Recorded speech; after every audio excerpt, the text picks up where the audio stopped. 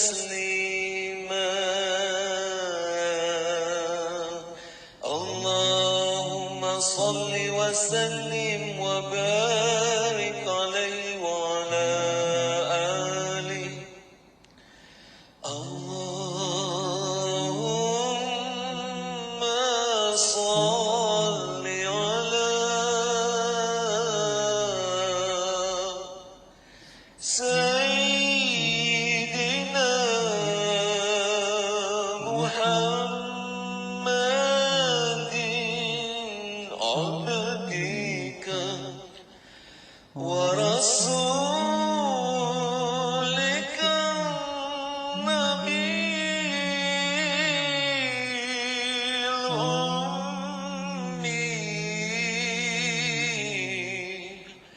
وعلى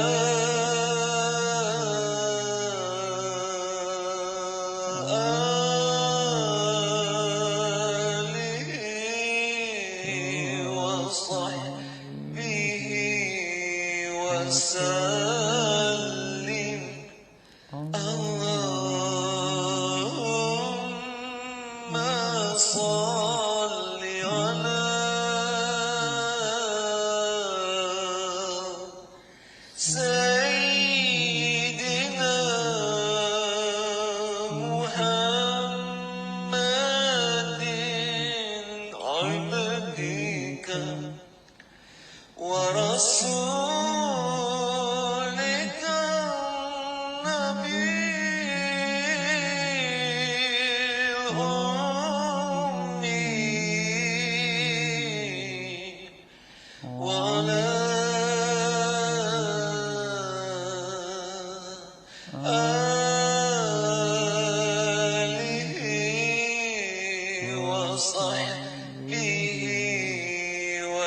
وصحبه وسلم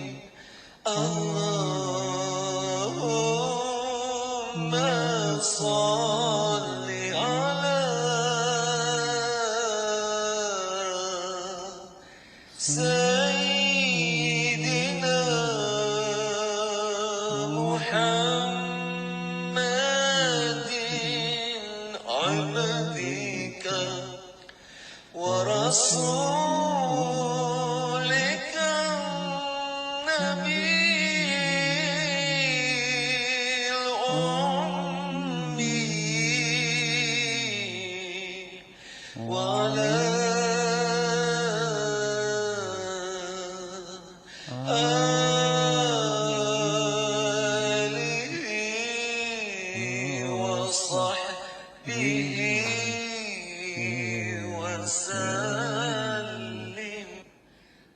آله وصحبه وسلم اللهم صل على سيدنا محمد النبي الأمي وعلى آله وصحبه وسلم اللهم صل على سيدنا محمد النبي الأمي وعلى آله وصحبه وسلم اللهم صل على سيدنا محمد النبي الأمي وعلى آله وصحبه وسلم اللهم صل على سيدنا محمد النبي الأمي وعلى آله وصحبه وسلم اللهم صل على سيدنا محمد النبي الأمي وعلى آله وصحبه وسلم اللهم صل على سيدنا محمد النبي الأمي وعلى آله وصحبه وسلم اللهم صل على سيدنا محمد النبي الأمي وعلى آله وصحبه وسلم اللهم صل على سيدنا محمد النبي الأمي وعلى آله وصحبه وسلم اللهم صل على سيدنا محمد النبي الأمي وعلى آله وصحبه وسلم اللهم صل على سيدنا محمد النبي الأمي وعلى آله وصحبه وسلم اللهم صل على سيدنا محمد النبي الأمي وعلى آله وصحبه وسلم اللهم صل على سيدنا محمد النبي الأمي وعلى آله وصحبه وسلم اللهم صل على سيدنا محمد النبي الأمي وعلى آله وصحبه وسلم اللهم صل على سيدنا محمد النبي الأمي وعلى آله وصحبه وسلم اللهم صل على سيدنا محمد النبي الأمي وعلى آله وصحبه وسلم اللهم صل على سيدنا محمد النبي الأمي وعلى آله وصحبه وسلم اللهم صل على سيدنا محمد النبي الأمي وعلى آله وصحبه وسلم اللهم صل على سيدنا محمد النبي الأمي وعلى آله وصحبه وسلم اللهم صل على سيدنا محمد النبي الأمي وعلى آله وصحبه وسلم اللهم صل على سيدنا محمد النبي الأمي وعلى آله وصحبه وسلم اللهم صل على سيدنا محمد النبي الأمي وعلى آله وصحبه وسلم اللهم صل على سيدنا محمد النبي الأمي وعلى آله وصحبه وسلم اللهم صل على سيدنا محمد النبي الأمي وعلى آله وصحبه وسلم اللهم صل على سيدنا محمد النبي الأمي وعلى آله وصحبه وسلم اللهم صل على سيدنا محمد النبي الأمي وعلى آله وصحبه وسلم اللهم صل على سيدنا محمد النبي الأمي وعلى آله وصحبه وسلم اللهم صل على سيدنا محمد النبي الأمي وعلى آله وصحبه وسلم اللهم صل على سيدنا محمد النبي الأمي وعلى آله وصحبه وسلم اللهم صل على سيدنا محمد النبي الأمي وعلى آله وصحبه وسلم اللهم صل على سيدنا محمد النبي الأمي وعلى آله وصحبه وسلم اللهم صل على سيدنا محمد النبي الأمي وعلى آله وصحبه وسلم اللهم صل على سيدنا محمد النبي الأمي وعلى آله وصحبه وسلم اللهم صل على سيدنا محمد النبي الأمي وعلى آله وصحبه وسلم اللهم صل على سيدنا محمد النبي الأمي وعلى آله وصحبه وسلم اللهم صل على سيدنا محمد النبي الأمي وعلى آله وصحبه وسلم اللهم صل على سيدنا محمد النبي الأمي وعلى آله وصحبه وسلم اللهم صل على سيدنا محمد النبي الأمي وعلى آله وصحبه وسلم اللهم صل على سيدنا محمد النبي الأمي وعلى آله وصحبه وسلم اللهم صل على سيدنا محمد النبي الأمي وعلى آله وصحبه وسلم اللهم صل على سيدنا محمد النبي الأمي وعلى آله وصحبه وسلم اللهم صل على سيدنا محمد النبي الأمي وعلى آله وصحبه وسلم اللهم صل على سيدنا محمد النبي الأمي وعلى آله وصحبه وسلم اللهم صل على سيدنا محمد النبي الأمي وعلى آله وصحبه وسلم اللهم صل على سيدنا محمد النبي الأمي وعلى آله وصحبه وسلم اللهم صل على سيدنا محمد النبي الأمي وعلى آله وصحبه وسلم اللهم صل على سيدنا محمد النبي الأمي وعلى آله وصحبه وسلم اللهم صل على سيدنا محمد النبي الأمي وعلى آله وصحبه وسلم اللهم صل على سيدنا محمد النبي الأمي وعلى آله وصحبه وسلم اللهم صل على سيدنا محمد النبي الأمي وعلى آله وصحبه وسلم اللهم صل على سيدنا محمد النبي الأمي وعلى آله وصحبه وسلم اللهم صل على سيدنا محمد النبي الأمي وعلى آله وصحبه وسلم اللهم صل على سيدنا محمد النبي الأمي وعلى آله وصحبه وسلم اللهم صل على سيدنا محمد النبي الأمي وعلى آله وصحبه وسلم اللهم صل على سيدنا محمد النبي الأمي وعلى آله وصحبه وسلم اللهم صل على سيدنا محمد النبي الأمي وعلى آله وصحبه وسلم.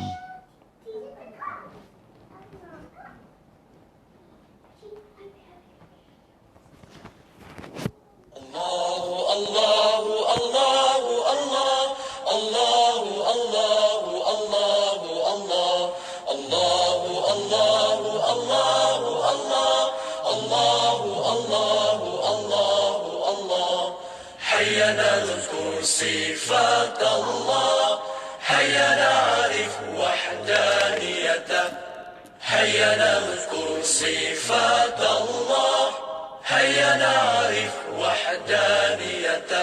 الله وجود قيدا بقى، مخالفته للحوادث، قيامه بنفسه وحدانية، قدرة إرادة علم حي سمع بصر كلام قادرا مريدا علما حيا سميعا بصيرا متكلما.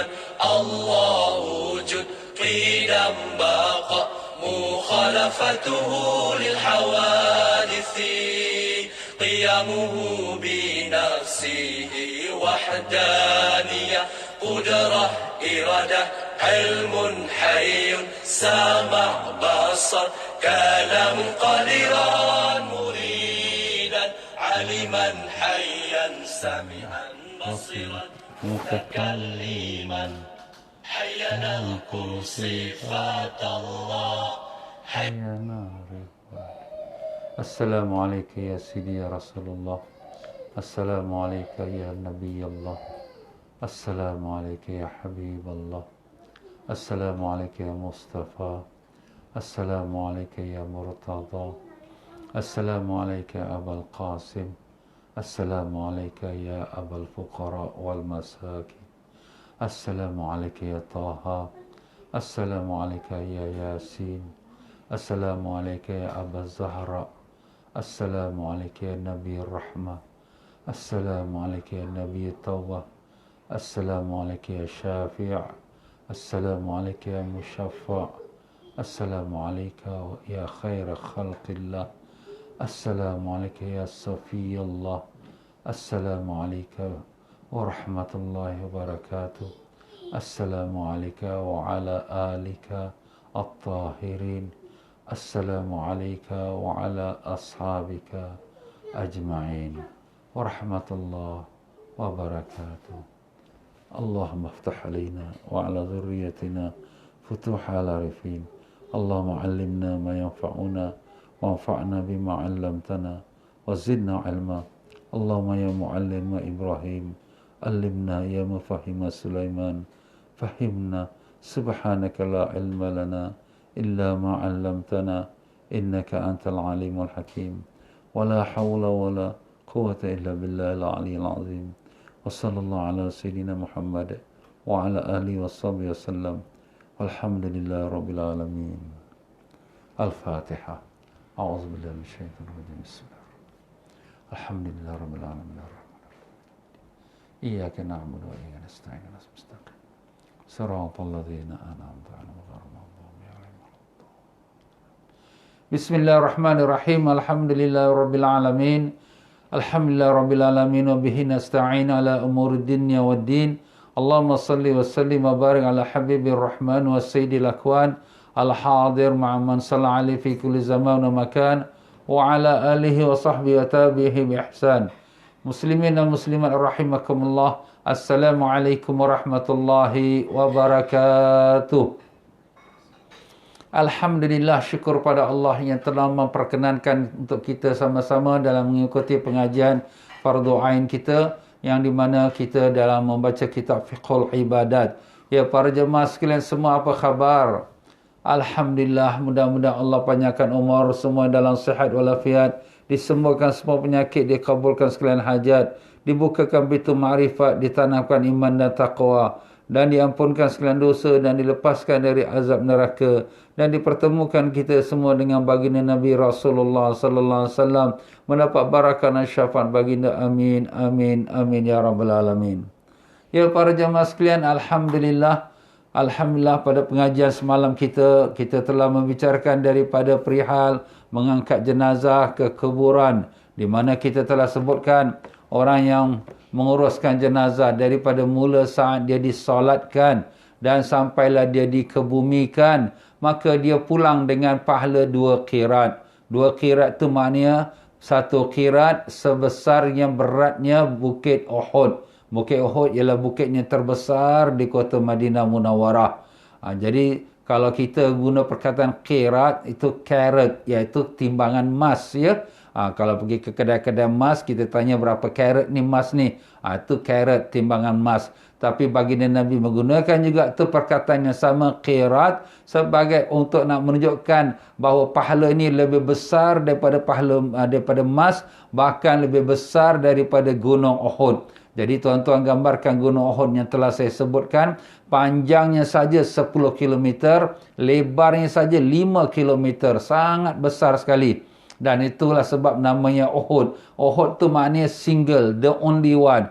Kerana di dalam kota Madinah, bukit yang terbesar saja hanya satu saja. Itulah dia Bukit Uhud. Dia terletak daripada utara kota Madinah Munawwarah. Dan Bukit Uhud ini merupakan bukit yang istimewa. Rasulullah sallallahu alaihi wasallam pernah mengatakan, Uhudun jabalun min jibal jannah. Bukit Uhud adalah salah satu pada bukit-bukit syurga. Andai kata Bukit Uhud masuk syurga dan kita tidak masuk syurga, Bukit Uhud itu lebih utama, lebih mulia daripada kita, yang di mana kita tak masuk syurga. Na'udzubillah min zalik. Dan begitulah Bukit Uhud ini adalah bukit yang di mana Nabi mengatakan, Uhudun yuhibbuna wa nuhibbuhu. Bukit Uhud cinta kepada kami, kita orang Islam, dan kami juga cinta dan sayang pada Bukit Uhud. Sebab tu siapa-siapa yang pergi ke Madinah Munawwarah, iaitu dalam ziarah haji ataupun umrah, maka dia pergi ke Bukit Uhud. Kenapa Kerana di sana terdapat 70 makam orang-orang mati syahid yang dinama syuhada Uhud. Antaranya ialah Sayyidina Hamzah bin Abdul Muttalib radhiyallahu an, pakcik Nabi kita Rasulullah SAW, yang merupakan adik-beradik susuan dengan Nabi kita sallallahu alaihi wasallam. Sayyidina Hamzah bin Abdul Muttalib yang digelarkannya Asadullah wa Asad Rasulih, singa Allah dan singa Rasulnya. Makamnya terletak di Bukit Uhud bersama-sama para syuhada orang yang mati syahid yang lain. Keseluruhannya mereka 70 orang. Begitulah di Rasulullah sallallahu alaihi wasallam memuliakan Bukit Uhud, dan begitulah kita pun memuliakan Bukit Uhud. Jadi pahala orang yang pergi solatkan jenazah dapat pahala seperti Bukit Uhud. Orang yang hantar jenazah sampai dikuburkan dan dia pun kembali, dapatlah dia dua, kita katakan pahala Bukit Uhud. Pahalanya satu, yang pertama salatnya, dan yang keduanya ialah dia pergi ke makamnya atau di ke perkuburannya. Bagi orang perempuan pun dapat pahala itu kalau dia melakukan yang sama, iaitu dia mensolatkan jenazah. Sayangnya kita lihat di setengah daripada kita, maaflah, bila nak adakan solat jenazah, orang perempuan ke tepi nak solat jenazah ni. Sedangkan orang perempuan pun boleh solatkan jenazah. Kenapa orang perempuan nak ke tepi? Perempuan pun solat sama-sama seperti biasa. Kalau perempuan semayang, dia semayang di belakang. Lelaki di bahagian depan. Itulah sepatutnya. Tetapi sayangnya kadang-kadang orang perempuan cuma tengok saja. Rugi. Kita boleh dapat pahala sebesar gunung Uhud, tapi kita tak mengejarkannya. Kita hanya tengok saja orang salat. Rugi. Ya. Jadi kalau kita kaum ibu yang datang pergi ziarah ke orang-orang yang mati, meninggal dunia, maka kau boleh siap wuduk. Ya. Jadi bila waktu nak solatkan jenazah, kita pun dah siap ada wuduk, dan terus kita pun bersiap sedia untuk solatkan jenazah.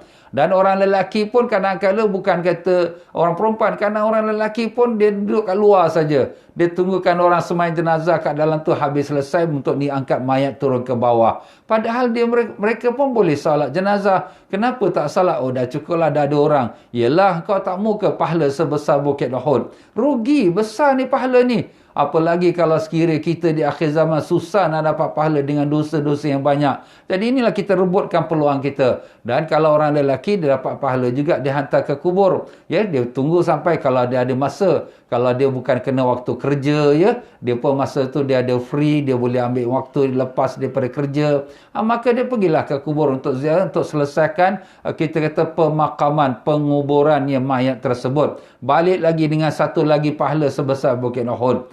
Orang perempuan kalau nak pergi ke kuburan, sebagaimana kita dah sebutkan semalam, bahawa mereka tidaklah dianjurkan, tetapi tak ada dilarang, ya. Jadi kalau mereka nak pergi juga dengan syarat tidak melanggar hukum syariat, tak membuat perkara yang bercampur gaul lelaki wanita dengan cara bebas, dan tidak pula dalam pakaian yang terbuka aurat, dan tidak pula dia terjerit-jerit ataupun meraung-raung kerana kematiannya saudara dia atau suami dia. Maka itu dia boleh pergi ke sama-sama, cuma dia hanya makruh saja.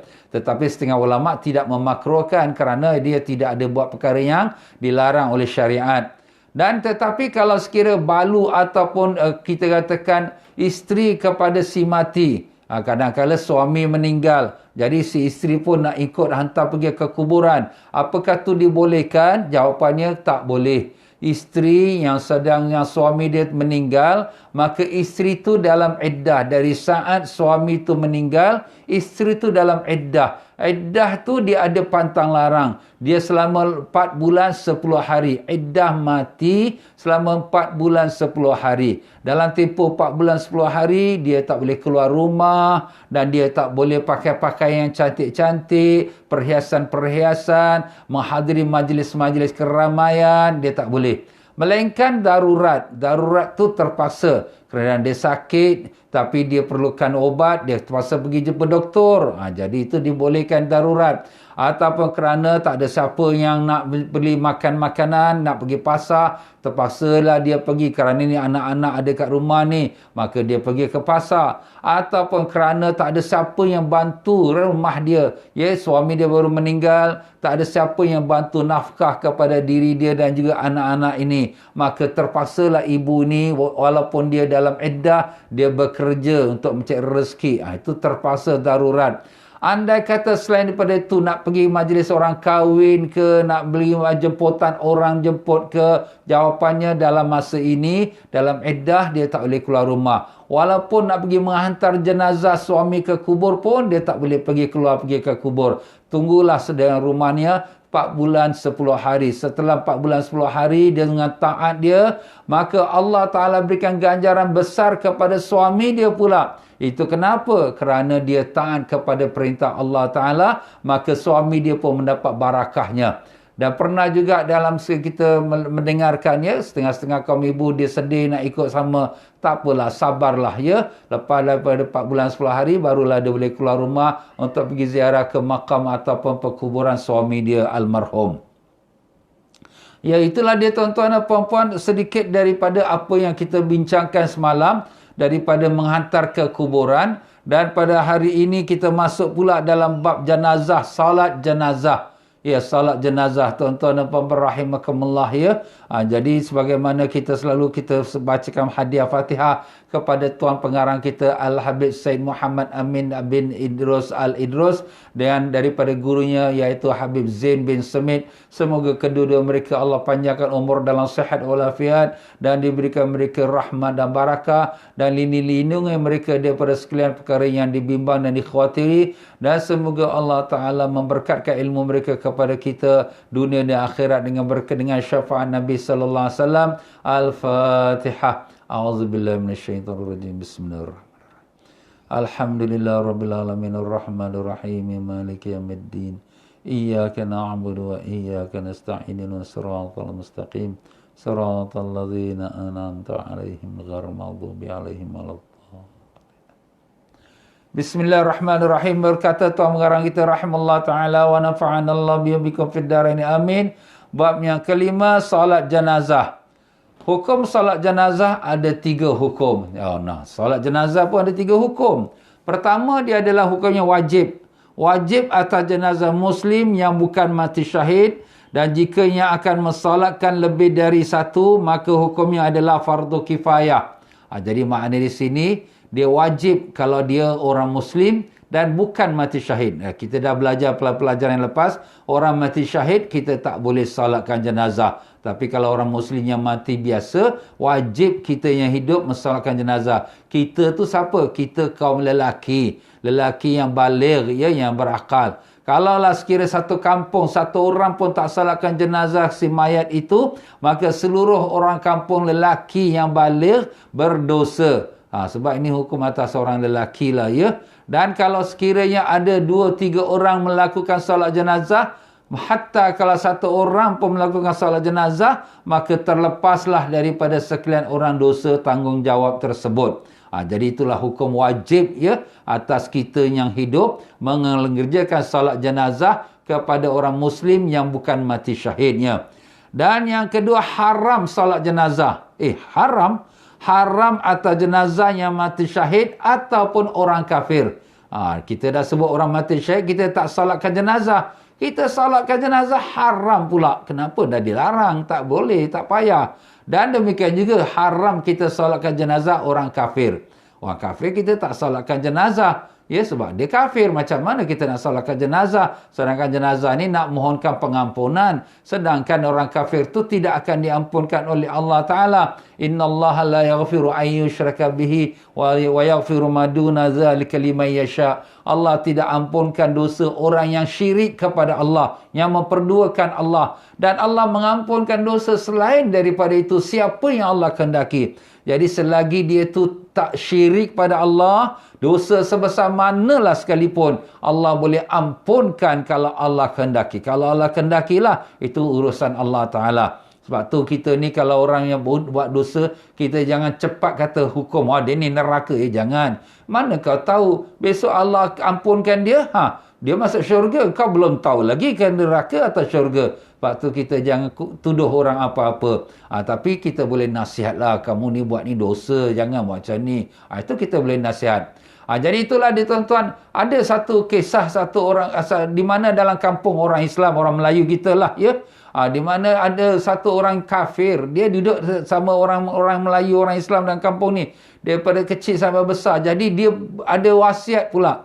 Dia kata, kalau aku mati, aku nak Pak Imam semayangkan aku. Tapi dia bukan orang Islam. Tapi dah kerana dah terbiasa dia dengan adat istiadat orang-orang Islam, orang Melayu kita di kampung tersebut. Dan ini berlaku di Kelantan lah. Ni yang diceritakan tuan guru saya juga, almarhum.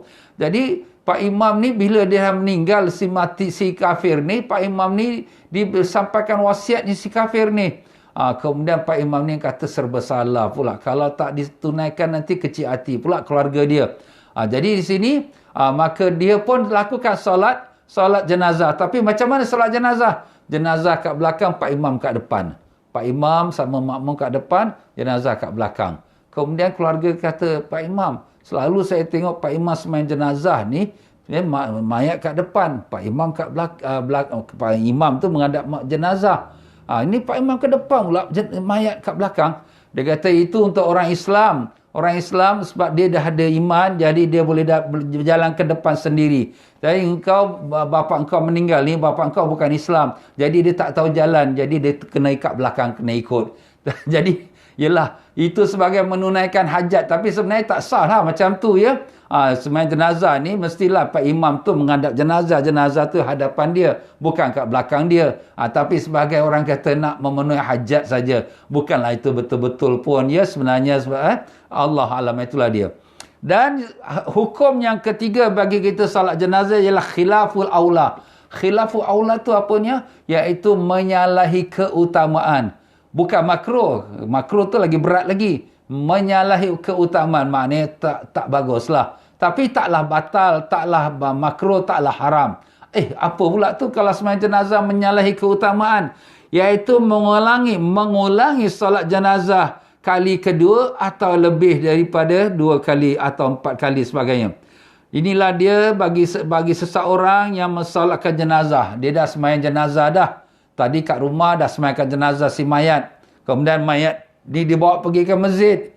Kemudian disolatkan di masjid pula. Jadi orang yang dah sembahyang kat rumah ni, ulang balik pula sembahyang kat masjid lagi. Ustaz, boleh ke kita sembahyang jenazah dua kali?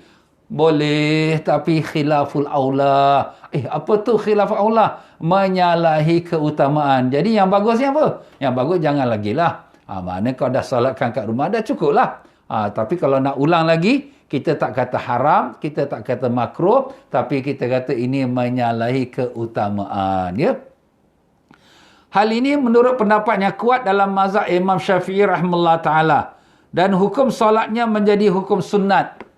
Jadi menjadi hukum sunat, bukan fardu kifayah lagi. Kita dah kata fardu kifayah tu, iaitu kalau sekira seseorang atau satu kelompok mensolatkan jenazah, maka dia mendapat pahala fardu kifayah. Sebab kita dah sebutkan, menguruskan mayat ini hukumnya fardu kifayah. Dan apa yang kita wajib lakukan fardu kifayah itu, pertama kita mandikan dia. Kedua kita kafankan dia. Ketiga kita salatkan dia. Keempat kita kebumikan dia. Itu 4 perkara wajib. Wajib fardu kifayah. Fardu kifayah ni maknanya sebahagian orang sudah buat, seluruh kampung itu punya orang-orang Islam sudah tidak berdosa lagi. Itu mana fardu kifayah. Jadi kalau sekiranya dia dah salatkan di rumah, kemudian datang ke masjid, nak salatkan lagi, dapat pahala sunat, bukan fardu kifayah. Pahala fardu kifayah lagi besar lah. Fardu kan, fardu tu wajib. Tapi ini dah kali kedua kau buat ni, dapat pahala sunat. Tapi taklah dia berdosa, cuma menyalahi keutamaan. Lain halnya bagi seorang yang belum mensolatkannya. Kalau orang yang belum mensolatkannya itu namanya fardu kifayah. Maka hukumnya adalah sunat untuk mensolatkan kali kedua dan yang seterusnya. Ya, dalam kitab, ya begitulah. Solat jenazah, satu masalah. Solat jenazah mulai disyariatkan di kota Madinah Munawwarah setelah hijrahnya Rasulullah sallallahu alaihi wasallam ke kota Madinah. Jadi pada muslimin yang meninggal di kota Mekah tidak disolatkan jenazah. Jadi awal syariat yang dimulakan oleh Nabi kita sallallahu alaihi wasallam solat jenazah di kota Madinah Munawwarah. Jadi orang Islam yang meninggal lebih awal di kota Mekah tidak disolatkan jenazah sebab belum lagi turun hukum untuk mensolatkan jenazah, ya. Jadi itu dia. Al-Imam Baijuri berkata, jumlah yang mengikuti solat jenazah Rasulullah sallallahu alaihi wasallam ketika baginda Nabi sallallahu alaihi wasallam wafat ialah 30,000 orang. 30,000 orang mensolatkan jenazah Nabi sallallahu alaihi wasallam. Dan jumlah yang mensolatkan jenazah Nabi sallallahu alaihi wasallam daripada kalangan malaikat ialah 60,000 orang. Masya-Allah. Jadi daripada kalangan malaikat pun solatkan jenazah juga 60,000 orang. Memang dalam hadis riwayat kisah Nabi sallallahu alaihi wasallam disolatkan jenazah, maka setelah kita umat manusia mensolatkan jenazah, maka dibiarkan jenazah Nabi buat seketika di dalam Masjid An-Nabawi atau di tempatnya makam Nabi sallallahu alaihi wasallam, dan kemudian dibenarkan. Jadi mana mau nampak malaikat ke? Allahu alam, para sahabat ni antara mereka tu kasyaf, nampak ya. Jadi mereka benarkan masa diberikan untuk para malaikat mensolatkan jenazah Nabi kita sallallahu alaihi wasallam. Allahumma salli wa sallim barik alaihi wa ala alihi. Mudah-mudahan kita yang jenazah pun disolatkan oleh para malaikat. Amin. Amin ya rabbal alamin ya. Jadi untungnya kalau sekiranya ada 40 orang ya, 40 orang mensolatkan jenazah kita, insya-Allah Allah Taala akan menerima doa mereka untuk mengampunkan kita. Amin amin ya rabbal alamin. Sebab tu lagi ramai orang mensolatkan jenazah, lebih afdal lagi. Ini semua nanti kita akan sampai pada pembicaraannya insya-Allah. Waktu solat jenazah masuk waktunya iaitu setelah sang jenazah selesai dimandikan atau ditayamumkan. Jadi bila kita boleh solatkan jenazah? Bila jenazah sudah dimandikan. Kalau dia boleh dimandikan, kalau dia tak boleh dimandikan kerana dia mati terbakar. Jadi apabila terbakar, kulit-kulit dia melecur-melecur ni, kalau kita mandikan nanti terkopak-kopak. Jadi kita tak mandikan, kita cuma tayamumkan dia saja. Jadi kalau tak boleh dimandikan, tayamumkan. Lepas itu, barulah kita boleh solatkan jenazah dia. Itulah hukum dia, ya, mensolatkan jenazah setelah dimandikan dia. Jadi kalau tak dimandikan dia, tak bolehlah kita solatkan jenazah. Kalau tak dimandikan dan tak ditayamumkan, tak bolehlah kita solatkan jenazahnya. Syarat-syarat solat jenazah. Syarat solat jenazah sama seperti syarat-syarat solat fardu. Dan disyaratkan pada solat jenazah yang akan mensolatinya harus berada di belakang jenazah. Jadi itulah kita dah sebut tadi ya. Jadi mengenai syarat solat sama macam solat fardu. Apa syarat tu? Syarat fardu mesti kita dalam wuduk, mesti kita tutup aurat, mesti suci tubuh badan kita dan suci tempat kita berdiri dan pakaian kita dan menghadap kiblat. Dan kemudian syarat lagi ialah jenazah tu di antara kita duduk belakang jenazah. Kita yang solatkan belakang jenazah. Jadi jenazah di depan menghadap ke arah kiblat, kita belakang jenazah. Itu syaratnya. Tapi kalau kita kat depan, kalau kat depan tak sah. Tadi macam kita cerita tadi, ya, kalau dia nak solatkan jenazah orang kafir, tapi tak mau kecilkan hati dia, keluarga dia dah diwasiatkan oleh bapa dia, maka imam ni pergilah ke depan. Tapi dia buat alasan masuk akal aja lah ya. Tapi bukanlah itu sebagai alasan hukum agama. Tapi tak apalah, sebab dia pun bukan sah pun solatkan jenazah tu sebagai memenuhi hajat tuan rumah dia saja. Cara-cara solat jenazah. Cara solat jenazah ada 3 sebagai berikut. Solat jenazah langsung di belakang mayat sebelum dimakamkan. Ni kalau mayat itu belum dikuburkan, kita dengan mayat menghadap kiblat, kita imam ni dan makmum kat belakang jenazah. Macam kita buat sekarang lah ya. Mayat di depan dan kemudian kita di belakang. Itulah betul itu kalau belum dikuburkan. Yang kedua, solat jenazah di depan makamnya jika telah dimakamkan.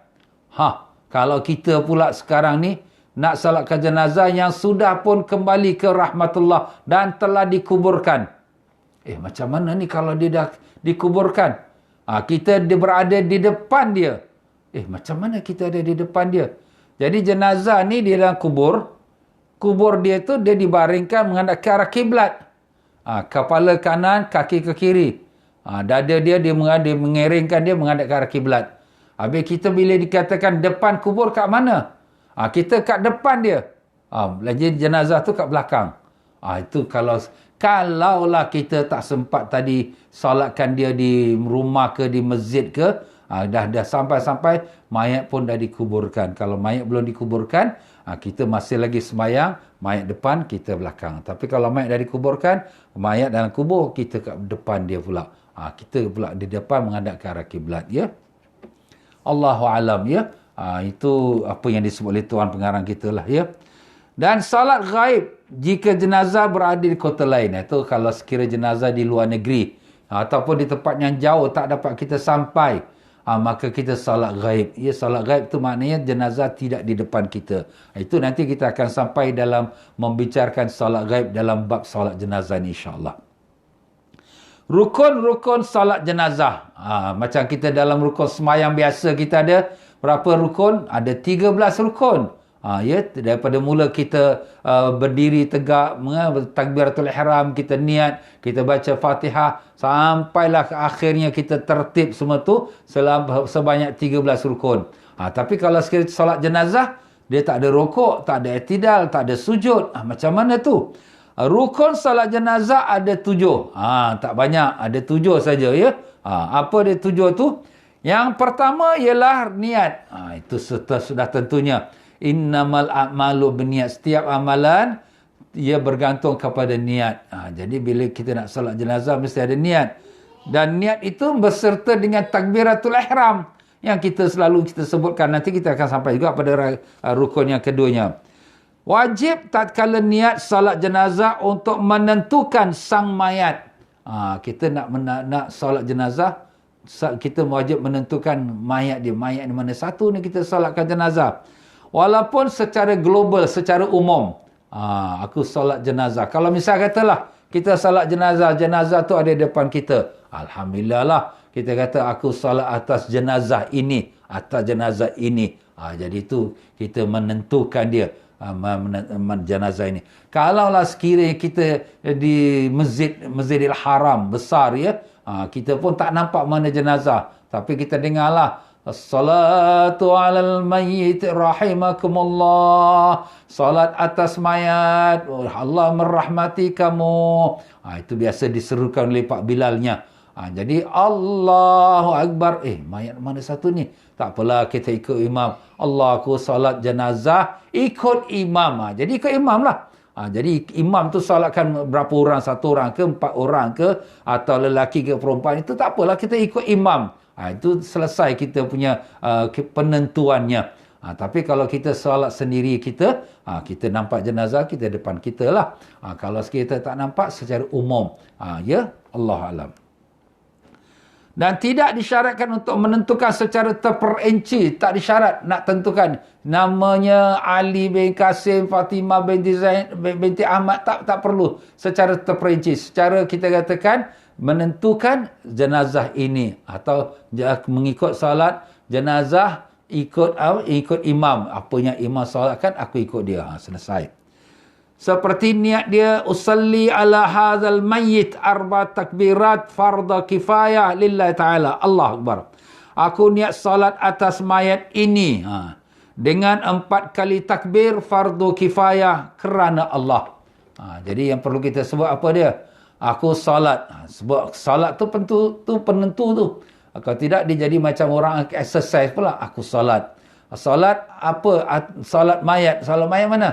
Ala hazil mayyit, atas mayat ini. Aku salat atas mayat ini. Berapa takbir? 4 takbir. 4 takbir tu macam 4 rakaat lah kita kata. Itu sebut pun boleh, tak sebut pun tak apa, ya. Sebab tu sunat. Jadi yang penting aku salat atas mayat ini fardu kifayah. Fardu kifayah kena sebut. Macam kita sembahyang fardu zuhur. Fardu zuhur. Kalau tak sebut fardu, dia tak jadi fardu. Fardu kifayah. Kemudian lillahi ta'ala. Lillahi ta'ala pun tu sunat, ya. Jadi yang penting kita sebut, aku salat atas mayat ini. Fardu kifayah. Kalau kita ikut imam, kita ikut imam lah. 4 takbir. 4 takbir nak sebut awal boleh, nak sebut akhir boleh, tak apa. Dia punya caranya bukan mesti kita ikut susunan exactly, tidak. Yang penting yang 3 perkara tu, yang penting apa dia? Aku salat atas mayat ini. Itu mayat jenazah lah tu, atas mayat ini. Fardu kifayah. Itu dia kena sebut. 3 perkara ni. 4 takbir kerana Allah, itu tambahan tu sunat. Baguslah kalau sebut.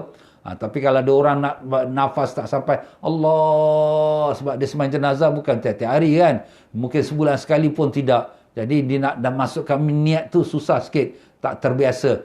Jadi dia ingat ustaz cakap aku solat, itu betul, solat tu betul, perlu tu. Aku solat atas mayat ini fardu kifayah. 4 takbir ikut imam kerana Allah. Tu tak apalah tu ya. Tapi kalau sekiranya kita masukkan dalam kita punya takbir Allah Akbar, tu bagus. Kalau tak dapatlah masuk dalam takbir panjang, ustaz saya tak dapat sempat, nafas tak kuat, tak panjang. Okeylah, aku solat atas mayat ini fardu kifayah. Kemudian nanti kita niat ya 4 takbir ikut imam kerana Allah. Boleh ustaz terpisah dengan takbir? Boleh. Tapi yang mana fardu, yang mana wajib tu mesti disebut dalam masa takbiratul ihram ya. Jika ingin menyebutkan nama si mayat, maka harus, baguslah kalau dia nak sebutkan nama mayat. Aku solat atas mayat Ahmad bin Ali. Fardu kifayah. Dia nama baguslah tu. Tapi kalau dia tersilap nama pula, alamak. Jenazah tu nama Umar, dia sebut nama Ahmad pula. Alamak ustaz, macam mana dah tersilap nama? Kalau dah tersilap nama, makna bukan pada mayat ini, makna tak sah. Tak sah. Yelah, awak sebut nama Ahmad sedangkan mayat ini nama Umar. Dah tak boleh. Melainkan kalau dia ada sebut isyarat mayat ini. Jadi mayat ini, inilah dia mayat ni. Tapi tersilap nama, tak apalah, tapi dia tunjuk mayat ini. Aku solat atas mayat ini Ahmad bin Kasim. Fardu kifayah. Allah Akbar ya. Tapi ternyata lepas solat, ini mayat Umar lah. Alamak. Tapi aku sebut mayat ini. Mayat ini tak apalah, pergi pada mayat inilah juga ya.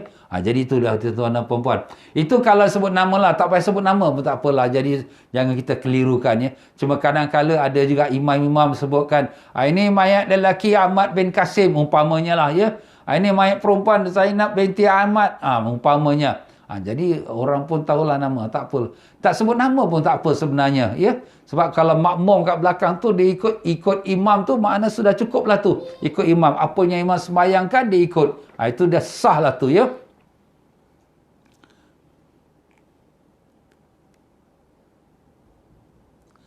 Rukun yang kedua ialah takbir 4 kali. Jadi kita dah sebut tadi niat pada masa takbiratul ihram. Dan yang kedua, takbir 4 kali. Itu rukun. Macam kita salat zuhur 4 rakaat. 4 rakaat rukun. Kurang 1 rakaat tak sah. Dia kena cukup 4 rakaat. Macam tu juga kita salat jenazah. Salat jenazah 4 kali takbir. Itu rukun tu. Kalau 3 kali takbir, kalau dengan sengaja, tak sah. Batal dia. Kalau terlebih, kalau terlupa tu memang dimaafkan. Macam kita sembahyang biasa jugalah ya. 4 rakaat tapi kita terlajak terlebih jadi 5 rakaat. Kita terlupa. Itu dimaafkan lah ya. Rukun yang kedua ialah takbir 4 kali. Takbir 4 kali merupakan rukun kedua dari rukun-rukun salat jenazah. Dan apabila ditambah menjadi 5 takbir atau lebih, maka hukum salatnya tetap sah dikarenakan 2 sebab.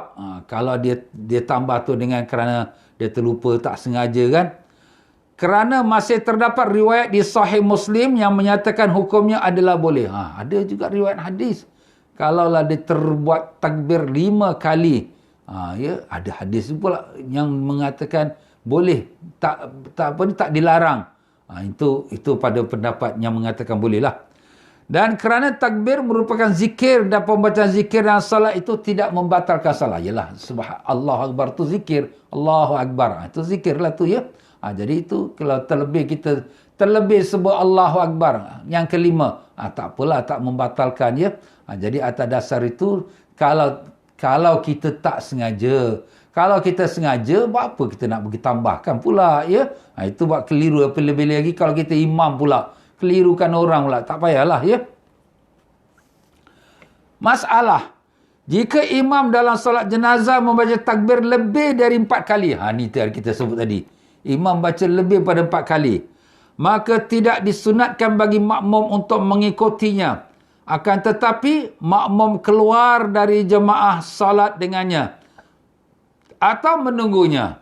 Jadi di sini imam takbir kali-kali kelima. Habis ustaz kita makmum nak ikut tak ada takbir. Ini dah terlebih dah ni. Kita ada dua pilihan. Pilihan pertama, kita berpisah dari imam. Aku berpisah dari imam. Kita niat dalam hati lah. Maknanya kita tak ikut dia lagi lah. Kita dah takbir yang keempat. Imam lepas tu sambung lagi kelima. Kita tak ikut dia lah. Kita pun boleh beri salam sendiri kita. Ataupun pilihan kedua, kita tunggu imam. Imam takbir kelima, gasak dia lah. Aku tunggu lah. Lepas tu dia pun Assalamualaikum. Kita pun Assalamualaikum lah. Beri salam. Itu dia tuan-tuan ya. Jadi kalau imam terlebih, kita nak ikut pun boleh. Tapi kalau yang bagusnya, kita diam, kita tidak ikut dia ya.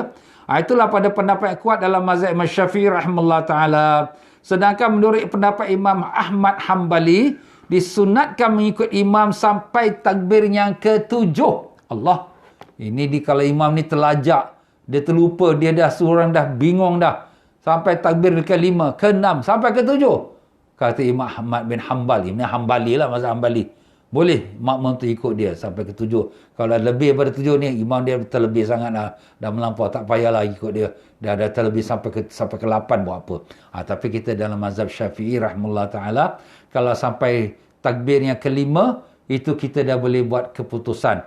Imma kita nak ikut dia, ataupun kita tunggu dia. Ya, kalau kita tak mau tunggu dia, kita mufaraqah lah ya. Masalah yang kedua, disunatkan untuk mengangkat kedua tangan setiap kali akan takbir. Setiap kali takbir, Allahu Akbar, dah baca Fatihah, Allahu Akbar, kita angkat tangan. Jadi sunat angkat tangan setiap kali takbir. Berapa kali kita takbir? 4 kali takbir, 4 kalilah angkat tangan ya. Dan jika tidak mengangkat kedua tangan, maka hukumnya adalah khilaful aula. Khilaful aula tu menyalahi keutamaan. Ada juga mazhab yang tak angkat tangan. Mazhab Hanafi tak angkat tangan ya.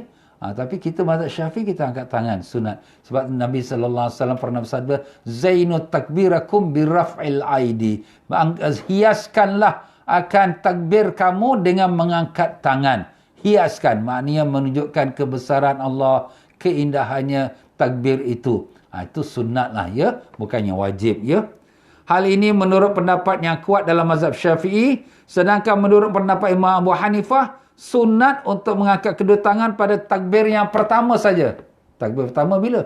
Takbiratul ihram. Allahu Akbar. Itu takbir yang pertama. Jadi itulah. Jadi 4 takbir ni, kalau kita kira 4 takbir ni, termasuk takbiratul ihram.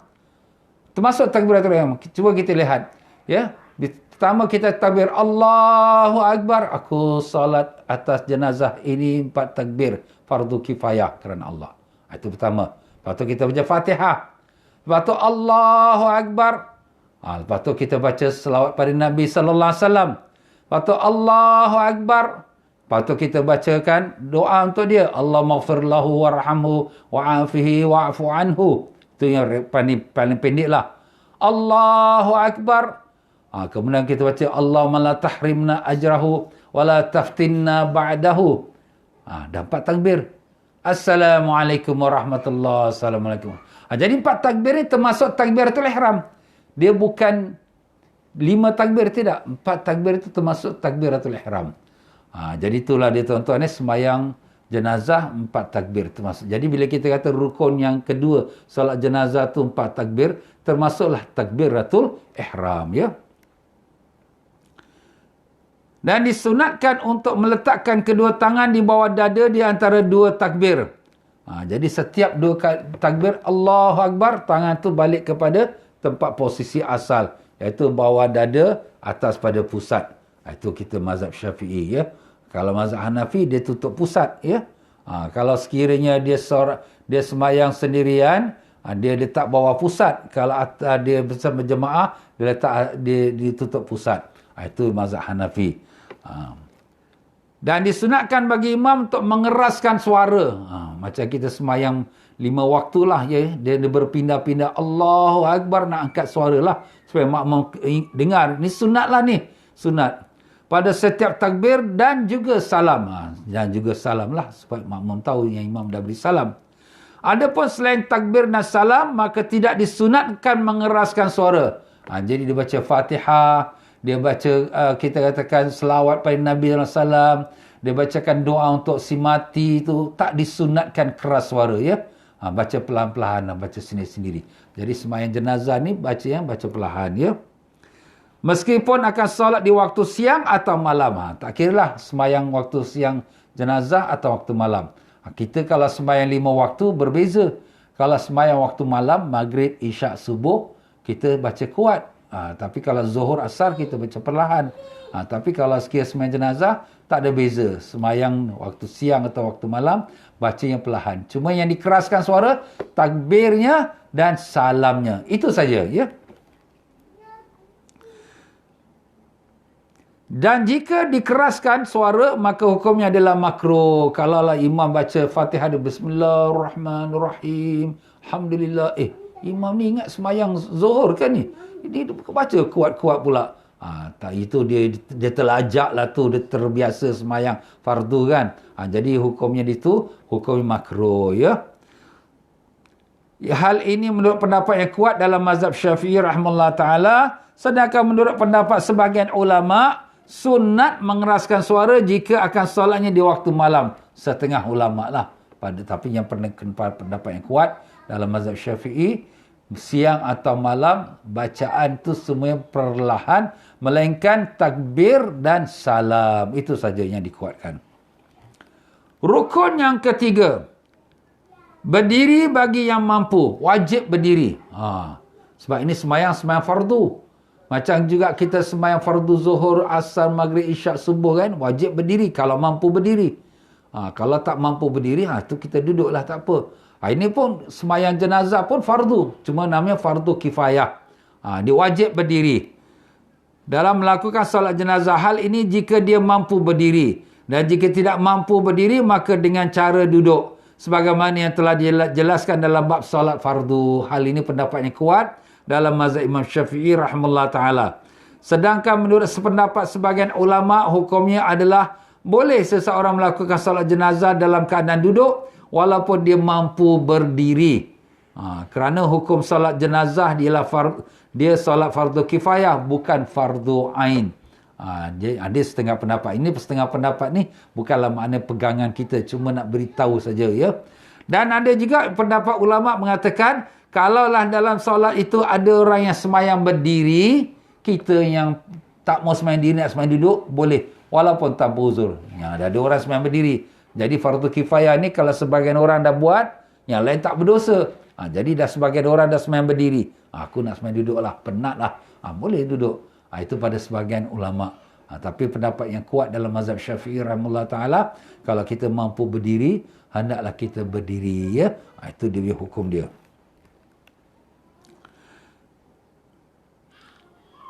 Rukun yang keempat. Jadi kita dah sebut berapa rukun. Rukun pertama niat. Ya. Jadi jangan lupa niat tu 3 perkara ya. Aku solat atas mayat ini fardu kifayah. Tu kita kena ingat 3. Ya. Yang kedua 4 takbir. 4 kali takbir termasuk takbiratul ihram. Yang ketiganya ialah berdiri tegak menghadap kiblat. Berdiri tegak menghadap kiblat. Dan yang keempatnya ialah membaca surah Al-Fatihah. Setelah takbir yang pertama, membaca surah Fatihah. Tak ada doa iftitah, tak ada. A'udzubillahi minasyaitanirrajim pun tak ada. Tapi kalau nak baca A'udzubillah tu baca baguslah ya. Boleh membaca surah Fatihah setelah takbir yang pertama, atau kedua, atau ketiga, atau keempat. Boleh pilih pula. Nak baca Fatihah lepas takbir pertama pun boleh, lepas takbir kedua boleh. Tapi yang afdal, yang utama ialah lepas takbir yang pertama ya. Kecuali pada 2 masalah, maka surah Fatihah wajib dibaca pada lepas takbir pertama. Tadi kita kata yang afdal, surah Fatihah dibaca pada takbir pertama. Boleh juga baca pada takbir kedua, ketiga. Cuma afdal itu yang pertama. Tapi menjadi wajib baca Fatihah pada takbir pertama jika makmum masbuk. Masbuk tu apa? datang lambat. Imam dah start dah semayang jenazah. Kita pun baru masuk. Allahu Akbar, kita masuk. Tak tahu takbirnya keberapa imam. Kedua ke, ketiga ke, kita tak tahu. Terus kita wajib baca Fatihah dahulu, ya. Maka wajib kita baca Fatihah mengikut tertib. Tertibnya asalnya ialah Fatihah, takbir kedua selawat, takbir yang ketiga itu doa untuk si mayat, ya. Dan yang kedua, jika telah terlanjur memulai membaca Fatihah, wajib disempurnakan. Kita takbir pertama Allahu Akbar, kita pun sudah terlanjur Bismillahirrahmanirrahim, Alhamdulillah. Aku dah mula dengan Fatihah. Aku tadi dah niat nak mula dengan selawat. Tapi dah mula dengan Fatihah, teruskan je dengan bacaan Fatihah. Itu kalau dah kita kata dah terlanjur, ya. Itulah dia, tuan-tuan. Masalah disunatkan baca ta'awuz, disunatkan baca auzubillahi minasyaitonirrajim sebelum baca Fatihah tatkala solat jenazah. Lain halnya dengan doa iftitah dan surah-surah, tak disunatkan. Jadi kalau kita baca Allahu Akbar kabira walhamdulillah katsira, tak disunatkan. Dan tak disunatkan baca surah-surah pendek. Qul ya qul, tak payah. Tak disunatkan pun, ya. Jika dia tidak mampu membaca surah Fatihah, maka dia bacalah 7 ayat yang lain, apa-apa dia tahulah. Qul huwallahu ahad, qul huwallahu ahad, qul huwallahu ahad umpamanya. Ya. Kalau dia tidak mampu juga baca ayat-ayat yang lain, maka dia bacalah zikir subhanallah, subhanallah, subhanallah. Tapi dengan syarat huruf dia tu mesti melebihi daripada huruf surah Fatihah. Surah Fatihah lebih kurang 140 huruf. Jadi lebih pada 140 huruf. Ada yang 154 huruf. Lebih pada 154 huruf. Kalau dia baca zikir, ya. Itulah dia, tuan-tuan dan puan-puan, rukun yang keempat, ya. Rukun keempat ialah membaca suratul Fatihah. Dan rukun yang kelima, Allahu alam. Kita berhentilah pada rukun kelima, rukun keenam dan rukun ketujuh. Ya, tuan-tuan dan puan-puan rahimakumullah. Besok insya-Allah saya akan menyampaikan tentang kelebihan fadilat dan amalannya bulan Zulhijjah. Kita hari ini sudah hampir akhir bulan Zulkaidah, ya. Jadi bulan Zulkaidah kita ni kalau kita lihat akan berakhir pada hari Rabu ini. Jadi hari ini kita sudah berada pada tanggal 27 hari bulan Zulkaidah. 27 hari bulan Zulkaidah. Jadi tuan-tuan dan puan-puan rahimakumullah, 27 hari bulan Zulkaidah ialah merupakan hari juga yang kewafatannya almarhumah isteri saya Latifah binti Harun, ya, tahun lepas. Itulah hari yang saya berangkat ke Tanah Suci, hari dia kembali ke rahmatullah. Jadi saya minta kepada para jemaah sekalian, marilah sama-sama kita bacakan Fatihah, hadiahkan kepada almarhumah Latifah binti Harun, semoga Allah merahmati rohnya dan menerima dia sebagai hamba yang diampunkan dan meluaskan kuburnya, masukkan bawah syurga dalam kuburnya dengan berkat syafaat Nabi Rasulullah sallallahu alaihi wasallam. Al-Fatihah. A'udzubillahi minasyaitonirrajim. Bismillahirrahmanirrahim. Alhamdulillahirabbil alamin. Arrahmanirrahim. Maliki yaumiddin. Iyyaka na'budu wa iyyaka nasta'in. Ihdinas siratal mustaqim. Siratal ladzina an'amta 'alaihim ghairil maghdubi 'alaihim waladdallin. Amin. Bismillahirrahmanirrahim. Alhamdulillahirabbil alamin. Allahumma shalli wa sallim wa barik ala sayyidina Muhammad wa ala alihi wasallam. Allahumma ighfir lil Latifah binti Harun. Allahumma ighfir laha warhamha wa'afiha wa'fu anha wa wasi' madkhalaha wa akrim nuzulaha wa ghsilha bima'is saljil barad wa naqqiha min adh-dhunubi wal khataaya kama yunqqa ath-thawbul abyad min ad-danas. Allahumma ij'al qabraha rawdatan min riyadil jinan ولا تجعل قبرها حفرة من حفر النيران. اللهم ثبتها بالقول ثابت في الحياة الدنيا وفي الآخرة. اللهم ابدلها زوجا خيرا من زوجها وأهلا خيرا من أهلها وبيتا خيرا من بيتها. اللهم إن كانت محسنة فزد في إحسانها وإن كانت مسيئة فتجاوز عنها إنك أنت الغفور الرحيم. اللهم ya Allah, kami mohon padamu ya Allah dengan berkat syafaat Nabi Rasulullah SAW, Ampunilah almarhumah Latifah binti Harun. Allahumma ya Allah, terimalah amalannya, kasihanilah dia, rahmatilah dia. Dia adalah seorang hamba-Mu yang telah kembali padamu ya Allah. Jadikanlah kuburnya seluas mata memandang.